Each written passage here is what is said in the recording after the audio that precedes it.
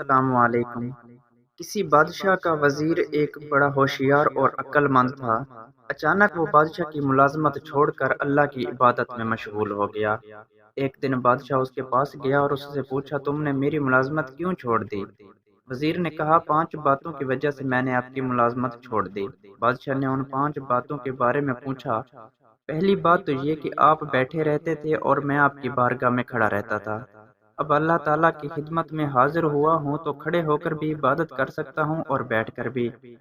دوسری بات یہ کہ آپ تو بیٹھے کھاتے رہتے تھے اور میں کھڑا ہو کر آپ کو دیکھتا رہتا تھا، مگر اب مجھے ایسا رازق مل گیا ہے جو مجھے کھلاتا ہے اور خود کھانے سے بے نیاز ہے۔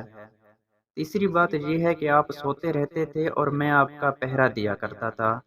اب میں ایسے بادشاہ کا غلام ہو گیا ہوں کہ خود میں سوتا ہوں اور وہ میری نگہبانی کرتا ہے۔ چوتھی بات یہ کہ میں ڈرتا تھا آپ فوت ہو گئے تو آپ کے دشمن مجھے تکلیف دیں گے۔ اب میں ایسی ذات کی خدمت میں ہوں جو سدا قائم رہے گی اور اب مجھے کسی کا خوف نہیں۔ پانچویں بات یہ ہے کہ میں ڈرتا رہتا تھا کہ اگر مجھ سے کوئی غلطی ہو گئی تو آپ معاف نہیں کریں گے، مگر اب ایسا رحم دل مالک مل گیا ہے کہ دن میں 100 مرتبہ گناہ کرنے کے بعد بھی توبہ کرنے والوں کو بخش دیتا ہے۔